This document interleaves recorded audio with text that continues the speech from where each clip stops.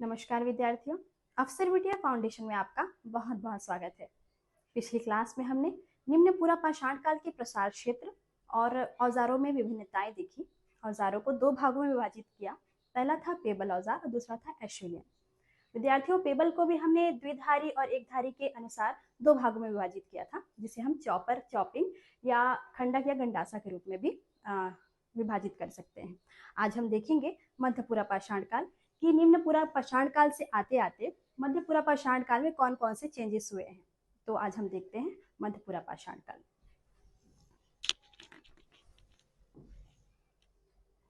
विद्यार्थियों, मध्यपुरा पाषाण काल को फलक संस्कृति, खुरचनी वेधक संस्कृति और मुस्तूरियन संस्कृति के नाम से भी जानते हैं। फलक संस्कृति, इसे हम फ्लेक संस्कृति भी कहते हैं, क्योंकि इस मध्यपुरा पाषाण काल में जो औजार थे वो फलक के रूप में प्राप्त हुए हैं। अधिकांश जो औजार थे वे फलक के रूप में होने के कारण एच.डी. सांकलिया ने इस संस्कृति को फलक संस्कृति नाम दिया। विद्यार्थियों, ये जो फलक औजार जो बनाए जाते थे इसकी भी एक तकनीक थी और इस तकनीक को हम लेवलोसियन तकनीक के नाम से जानते हैं। लेवलोसियन तकनीक। आइए देखते हैं खुरचनी वेधक संस्कृति। विद्यार्थियों, इस काल में जो औजार प्राप्त हुए हैं सर्वाधिक मात्रा में वे खुरचनी और वेधक के रूप में प्राप्त हुए हैं। खुरचनी अर्थात स्क्रेपर, जैसे कि हम आलू छीलते हैं स्क्रेपर, वो उसको हम खुरचनी के नाम से जानते हैं। और वेधक जो आज की ड्रिल मशीन होती है छेद करने वाली, तो उसे हम वेधक संस्कृति वेधक कहते हैं। इस प्रकार खुरचनी वेधक संस्कृति के नाम से भी जानते हैं। और तीसरा है मुस्तूरियन संस्कृति। विद्यार्थियों, पूर्वी यूरोप में जो फलक उपकरण पाए जाते थे उसे मुस्तूरियन के नाम से जाना जाता था, इसलिए मध्यपुरा पाषाण काल को हम मुस्तूरियन संस्कृति, खुरचनी वेधक संस्कृति और फलक संस्कृति के नाम से भी जानते हैं। ये फलक उपकरण विद्यार्थियों ऐसे होते हैं, फलक औजार आप देख पा रहे होंगे। आइए इसको लिखते हैं, फलक संस्कृति।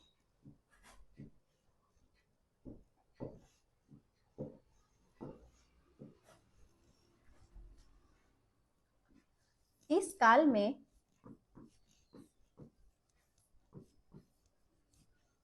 सर्वाधिक औजार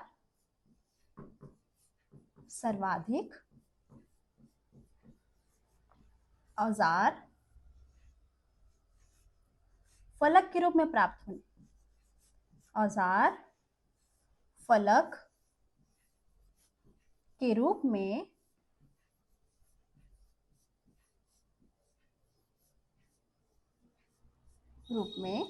प्राप्त होने के कारण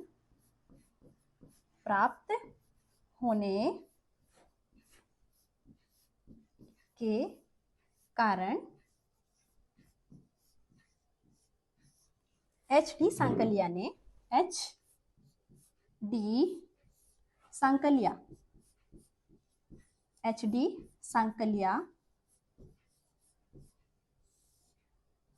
जी ने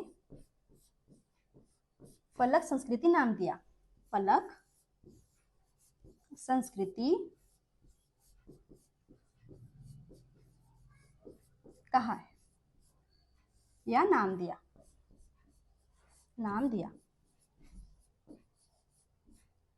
विद्यार्थियों, औजार निर्माण की जो तकनीक थी उसे लेवलोसियन तकनीक के नाम से जानते हैं।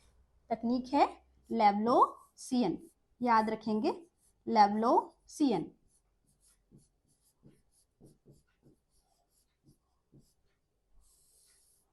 खुरचनी अर्थात स्क्रैपर और वेधक अर्थात पॉइंट।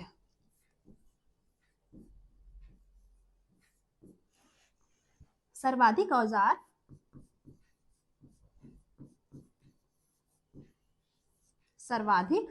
खुरचनी और वेधक पाए गए हैं।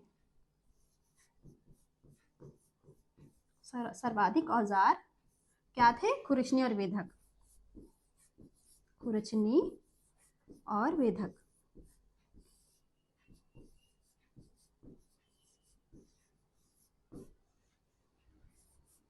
पाए गए। विद्यार्थियों, आज के जो औजार हैं वे इन्हीं औजारों के क्या है? विकसित रूप है ना। अब है मुस्तूरियन संस्कृति। पूर्वी यूरोप पूर्वी यूरोप में फलक उपकरणों को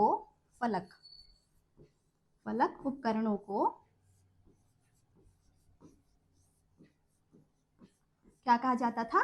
मुस्तूरियन कहा जाता था।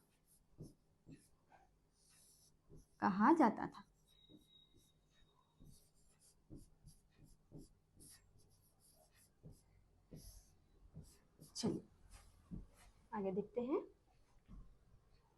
विद्यार्थियों, मध्य पूर्व पाषाण काल और निम्न पूर्व पाषाण काल में क्या क्या अंतर थे, उसे हम देखते हैं क्या क्या अंतर थे। पहला था, निम्न पूर्व पाषाण काल के जो औजार थे वे बड़े थे, बेडोल आकृति के थे और धार तो बिल्कुल था ही नहीं, है ना। और जो मध्य पूर्व पाषाण काल के औजार थे वो निम्न पूर्व पाषाण काल के औजारों की तुलना में थोड़े छोटे थे और धारदार थे। लिखते हैं इसको, आकृति में औजार, आकृति में बड़े या आकार में बड़े, कैसे थे? आकार में बड़े वह बेडोल थे, वह कम धारदार वाले थे, है ना। और मध्य पूर्व पाषाण काल के जो औजार थे वे आकार में क्या थे? छोटे थे, आकार में छोटे। निम्न पूर्व पाषाण काल के औजार के तुलना में ये आकार जो मध्य पूर्व पाषाण काल के जो औजार थे वो आकार में छोटे थे, क्योंकि सर्वाधिक छोटे औजार विद्यार्थी वो मध्य पाषाण काल में मिलते हैं, जिसको हम माइक्रोलिथ के नाम से भी जानते हैं। तो मध्य पूर्व पाषाण काल के औजार आकार में छोटे व धारदार थे। निम्न पूर्व पाषाण काल में जो औजार बनाने के लिए जिन पत्थर का उपयोग किया जाता था उसे हम क्वार्टजाइट कहते हैं। क्वार्टजाइट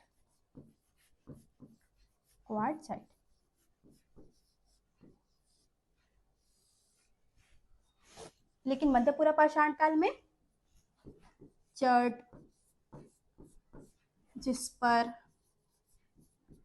चाल्सडेनी जैसे पत्थर के औजार पाए गए हैं। चाल्सडेनी, है ना। और औजार कैसे थे? तो निम्न पूर्व पाषाण काल में चॉपर, चॉपिंग और एशुलियन जैसे औजार पाए गए हैं, है ना। चॉपर, चॉपिंग, पेबल या पेबल भी कह सकते हैं इसको, और एशुलियन कैसे औजार थे? चॉपर, चॉपिंग, पेबल और एशुलियन टाइप के औजार किसमें पाए गए हैं? तो निम्न पूर्व पाषाण काल में पाए गए हैं। जबकि मध्य पूर्व पाषाण काल में फलक औजार पाए गए हैं। फलक औजार और खुरचनी वेधक, है ना, खुरचनी वेधक जैसे औजार पाए गए हैं। वेधक जैसे औजार पाए गए।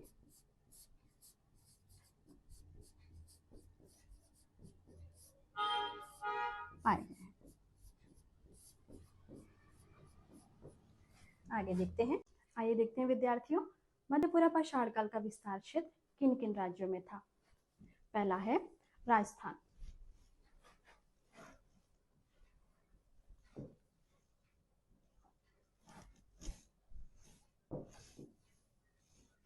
इन क्षेत्रों में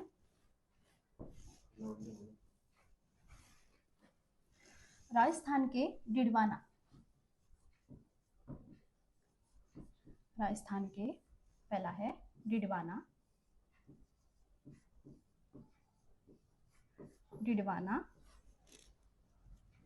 दूसरा है जैसलमेर,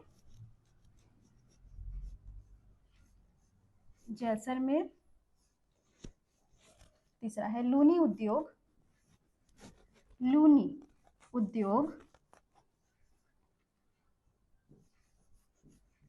विद्यार्थियों, लूनी उद्योग का नामकरण बी.एन. मिश्र जी द्वारा किया गया था। बी.एन. मिश्र।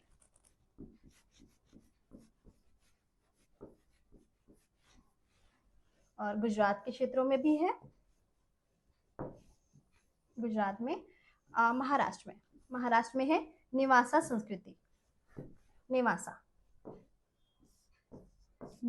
संस्कृति। नेवासा संस्कृति कहाँ कहाँ कहाँ बोला जाता है? तो महाराष्ट्र में नेवासा संस्कृति कहा जाता है। और नामकरण किया था एच.डी. सांकलिया ने। एच.डी. सांकलिया। विद्यार्थियों, फलक संस्कृति का नामकरण भी एच.डी. सांकलिया जी ने ही किया था, जैसा कि पहले हमने पढ़ा है। और महाराष्ट्र के ही एक और जगह है, दो जगह है, पाटने और चक्री। पाटने और चक्री।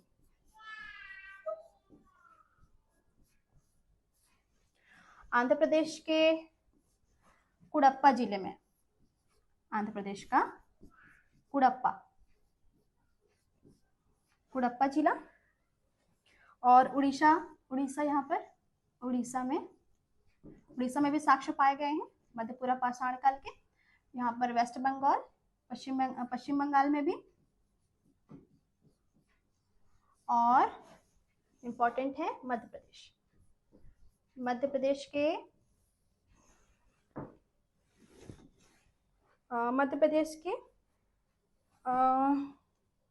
भीमबेटका। मध्य प्रदेश के भीमबेटका। विद्यार्थियों, भीमबेटका के साक्ष्य जो है निम्नपुरा पाषाण काल, उच्चपुरा पाषाण काल, चाहे मध्यपुरा पाषाण काल, तीनों पाषाण काल में से साक्ष्य पाए गए मध्य प्रदेश। और यूपी के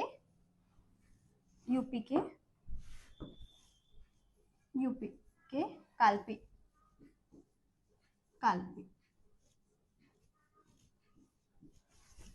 लगभग संपूर्ण भारत में इसका विस्तार देखा जा रहा है, जम्मू कश्मीर ये ऊपरी क्षेत्र को छोड़ के, है ना। अगला देखते हैं। आइए देखते हैं हम उच्चपुरा पाषाण काल को। इसे हम चाको संस्कृति, मैगडेलियन संस्कृति और ब्लेड ब्यूरिन संस्कृति भी कहते हैं, क्योंकि अब का मानव जो औजार बनाता था वह तेज तर्रार और धारदार होता था। और आज के हमने जो चाकुओं को देखा है वो इसी संस्कृति की देन है ना। तो और ये है मैगडेलियन संस्कृति। विद्यार्थियों, जो पूर्वी यूरोप था, वहाँ जो औजार बनाए जाते थे वे चकमक पॉलिशदार पत्थरों से बनाए जाते थे। तो वहाँ पॉलिशदार पत्थरों के औजार को मैगडेलियन कहा जाता था। इसलिए उच्चपुरा पाषाण काल को हम मैगडेलियन संस्कृति के नाम से भी जानते हैं, है ना। तो ब्लेड ब्यूरिन संस्कृति लिखते हैं इसको हम।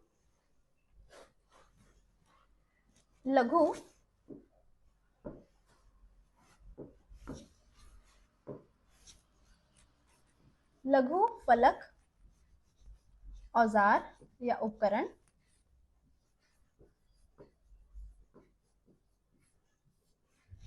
जो कि तेज धारदार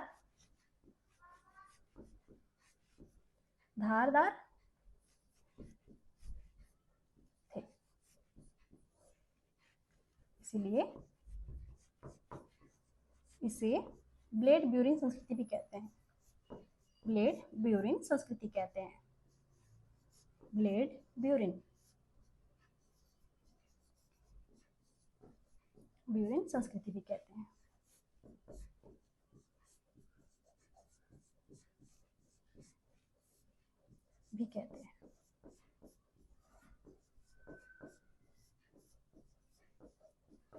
विद्यार्थियों, यूरोप में जो पॉलिशदार पत्थर होते थे, यूरोप में पॉलिशदार या चकमक पत्थर, पॉलिशदार या चकमक पत्थर,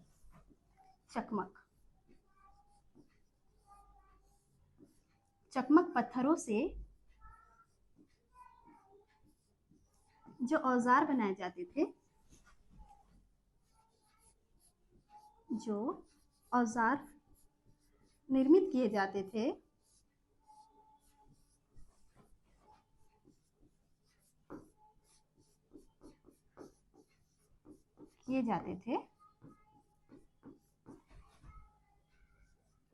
उसे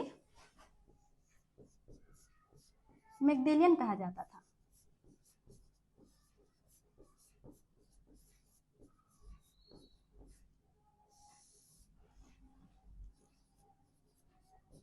कहा जाता था।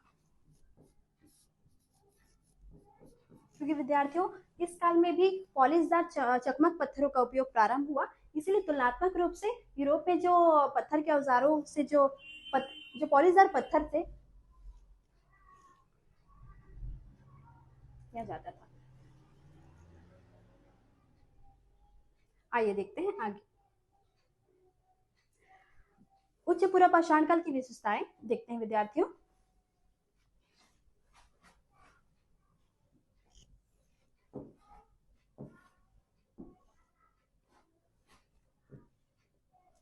हड्डियों से निर्मित उपकरण।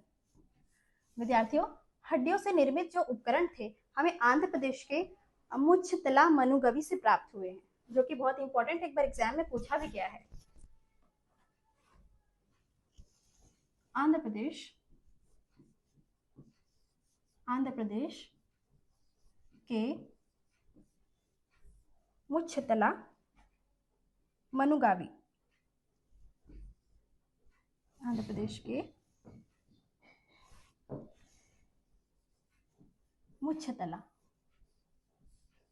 मुच्छतला मनुगावी या मनुगवी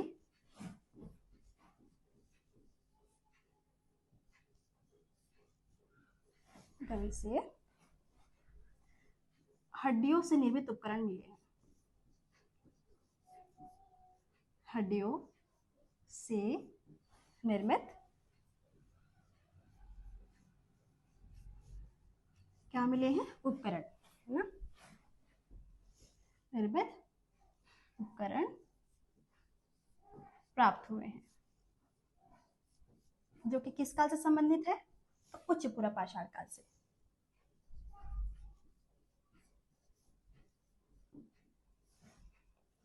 दूसरा विद्यार्थियों, उच्च पूर्व पाषाण काल में चकमक पत्थर या पॉलिशदार पत्थर, चकमक या पॉलिशदार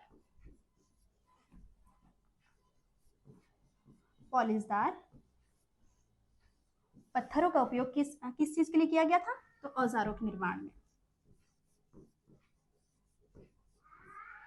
पत्थरों का उपयोग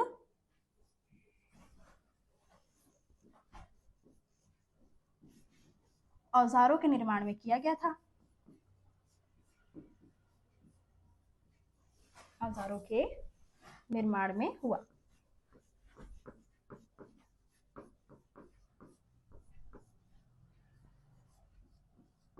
इसीलिए मैग्डेलियन संस्कृति से इनकी तुलना की गई है, किया गया। सबसे इंपॉर्टेंट है कि अब जो मानव था, अब का जो मानव था वो क्या हो गया था? होमो सेपियंस। जो आज के मानव है उन्हीं मानव का वो क्या था? प्राचीनतम रूप था। अब मानव होमो सेपियंस हो गया, अर्थात क्या हो गया? विद्वान हो गया। विद्वान उस समय का विद्वान हो गया। अब मानव क्या हो गया? होमो सेपियंस। होमो सेपियंस।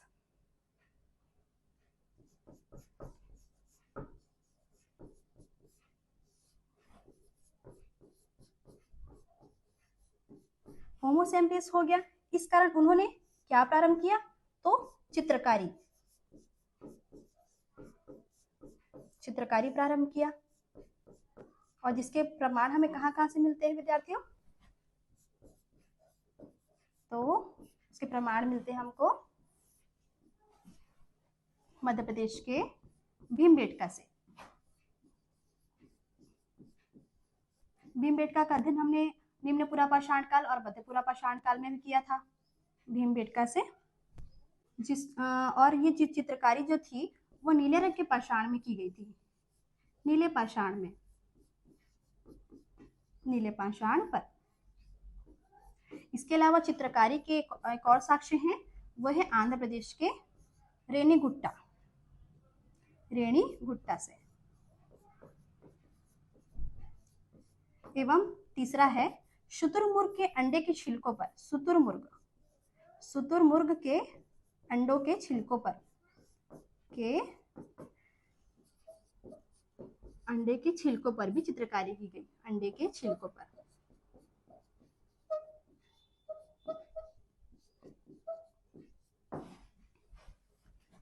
विद्यार्थियों, उच्च पुरापाषाण काल का जो विस्तार था, उन क्षेत्रों को हम देखते हैं कि किन किन क्षेत्रों में उच्च पुरापाषाण काल का विस्तार था।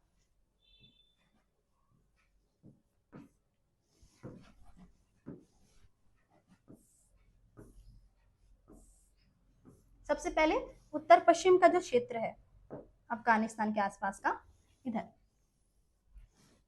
अफगानिस्तान के संघाओ गुफा में, अफगानिस्तान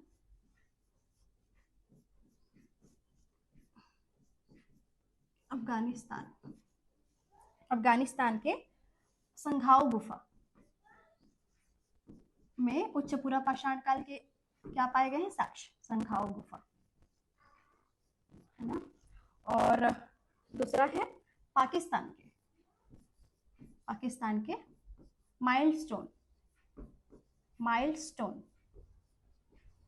माइलस्टोन से भी साक्ष्य मिले हैं।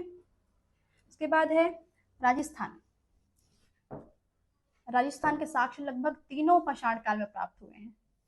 राजस्थान से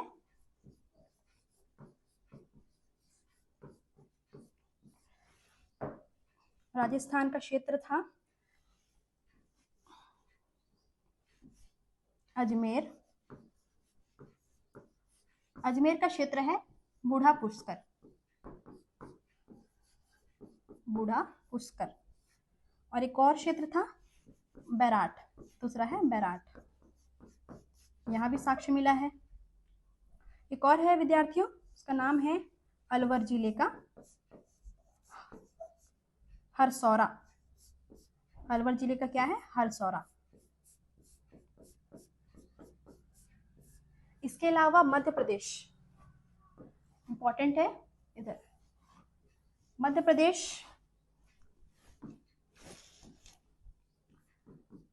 प्रदेश के बाघोर 2 जो कि सोन नदी के किनारे है, यहाँ से भी साक्ष्य मिले हैं विद्यार्थियों। और है आंध्र प्रदेश, इधर है आंध्र प्रदेश, इधर आंध्र प्रदेश के कहाँ से? तो आंध्र प्रदेश के कुरनूल गुफाएं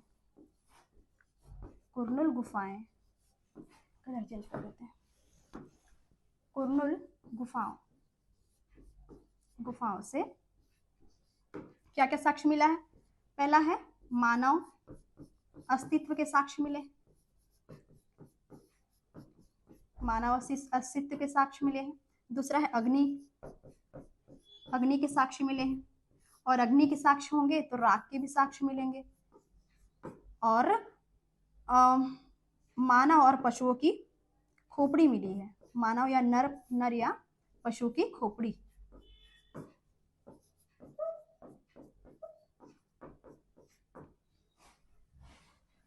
आगे देखते हैं विद्यार्थियों, ये जो मुख्य तला था आंध्र प्रदेश के,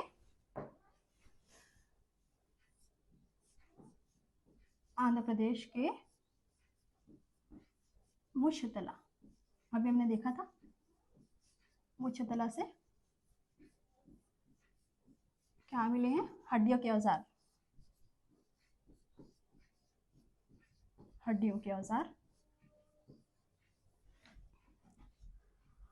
हड्डियों के उपकरण या औजार। और मिला था चूल्हे के साक्ष्य,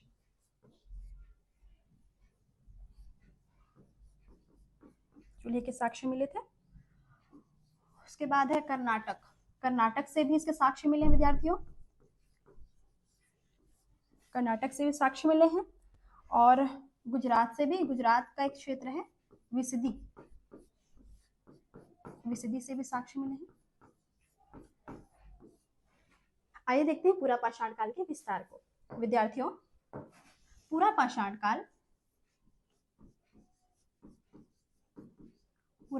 काल भूगोल के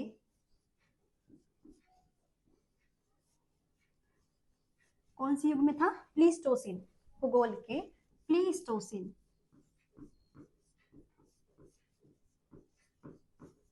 प्लीस्टोसिन युग में था।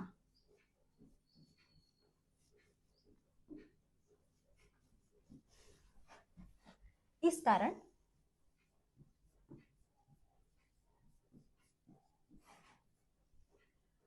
संपूर्ण पूरा पाषाण काल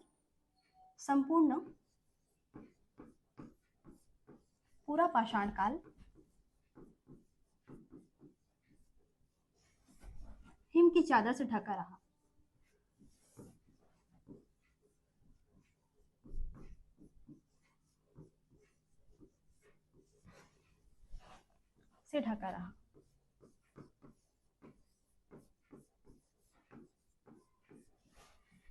पहला था ये पूरा पाषाण काल, समझते हैं इसको। निम्न पूरा पाषाण काल, फिर है मध्य पूरा पाषाण काल,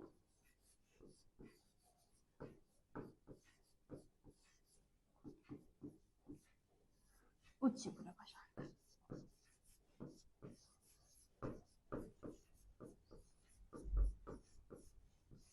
विद्यार्थियों, निम्न पूरा पाषाण काल कंप्लीट रूप से हिमयुग से ढका रहा। इस कारण इस काल में हमें कोई जीवाश्म प्राप्त इस काल से हमें कोई भी जीवाश्म प्राप्त नहीं होते हैं।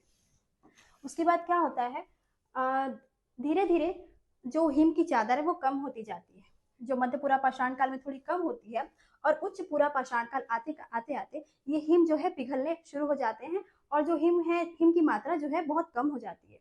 और मध्य पाषाण काल के आते तक बहुत सारे पर्यावरणीय परिवर्तन होते हैं, जैसे कि सूर्य की रोशनी जो है धरती तक पहुंचने लगती है, वनस्पति विकसित होने लगते हैं, वर्षा होती है। आइए देखते हैं विद्यार्थियों, पूरा पाषाण काल का जो विस्तार था वो कौन से युग में था।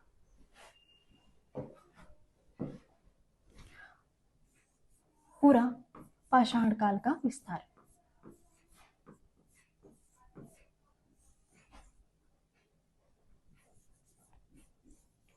काल का विस्तार।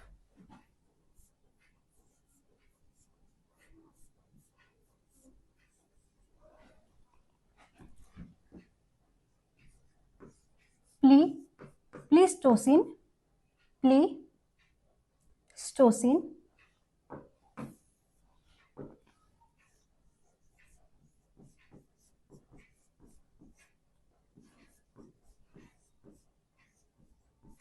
काल में हिमयुग आया।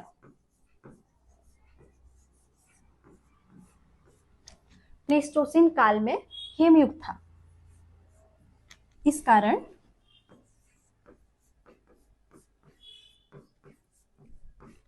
संपूर्ण पृथ्वी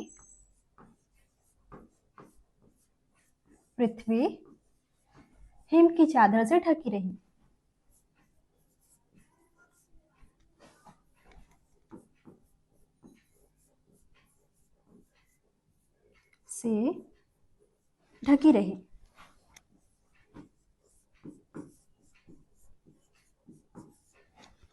एवं भारत का पूरा पाषाण काल, जिसका अध्ययन हम अभी कर रहे हैं, भारत का पूरा पाषाण काल इसी प्लीस्टोसिन युग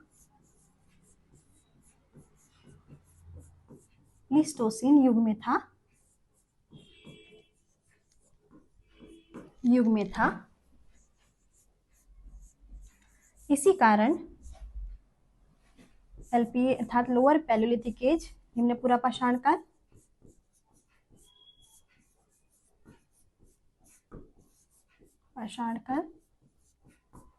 मिडिल पैलियोलिथिक एज, मध्य पूरा पाषाण काल, और उच्च पूरा पाषाण काल, LPA, UPA, upper palaeolithic age, और उच्च पूरा पाषाण काल इस पूरा पाषाण काल के भीतर था। अब क्या होता है, निम्न पूरा पाषाण काल कंप्लीट रूप से हिम की चादर से ढका रहा, हिम से ढका रहा। और मध्य पूरा पाषाण काल में ये जो है हिम हिम जो था, हिम पिघलना शुरू हुआ। हिम पिघलना क्या होता है, शुरू होता है, शुरू हुआ। और उच्च पूरा पाषाण काल के आते आते यह हिम पिघल चुका था।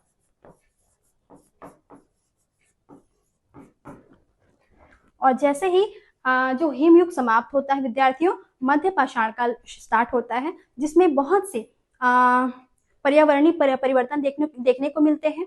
जैसे कि सूर्य की जो रोशनी है वो धरती तक पहुंचती है, वनस्पति हो गए, जीव जंतु विकसित होने प्रारंभ हो जाते हैं, है ना। और हमने देखा होगा कि कश्मीर जैसे क्षेत्रों में पूरा पाषाण काल का जो विस्तार है बहुत कम पाया गया है, क्योंकि कश्मीर में आप तो जान ही रहे हैं कि हिम अभी भी कश्मीर बर्फों के लिए प्रसिद्ध है ना। तो पूरा पाषाण काल का जो विस्तार था विद्यार्थियों, वो गर्म क्षेत्रों में ज्यादा हुआ, जैसे कि राजस्थान के क्षेत्रों में, गुजरात हो गया, दक्षिण भारत के क्षेत्रों में पूरा पाषाण काल का विस्तार अधिक मात्रा में देखने को मिलता है। आइए देखते हैं पूरा पाषाण काल की विशेषताओं को। पूरा पाषाण काल की विशेषताएं।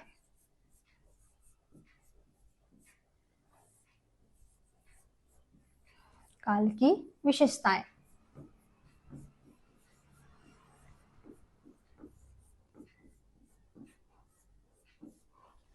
पूरा पाषाण काल में मानव का जीवन कैसा था, उसकी सभ्यता कैसी थी, इसको हम लोग विस्तार से देखते हैं, संक्षिप्त रूप में देखने का प्रयास करते हैं। विस्तार रूप में तो हमने अध्ययन कर लिया इसका।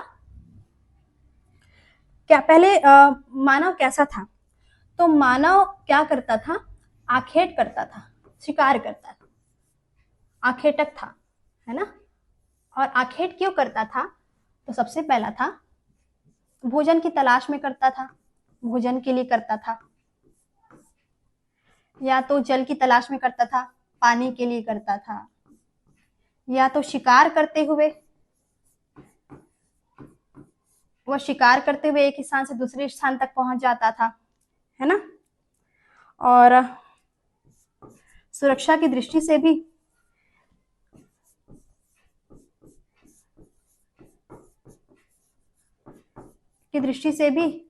वह यायावर जीवन व्यतीत करता था। और क्या था विद्यार्थियों, स्थायी जीवन था नहीं उसका, स्थायी जीवन नहीं था, क्योंकि भोजन की तलाश में वह इधर उधर भटकता था। स्थायी जीवन नहीं था, इसलिए उसने कृषि कार्य नहीं किया, कृषि भी नहीं किया और न ही पशुपालन किया, कृषि व पशुपालन नहीं।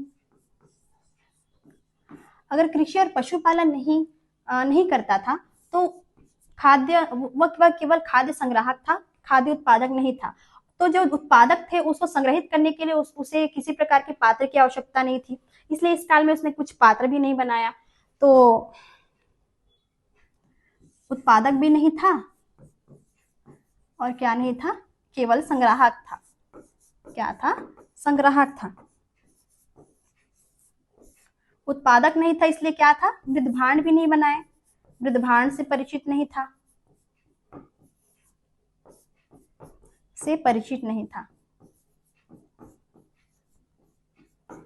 अग्नि से भी परिचित नहीं था, इसलिए वह कच्चे मांस को खाता था।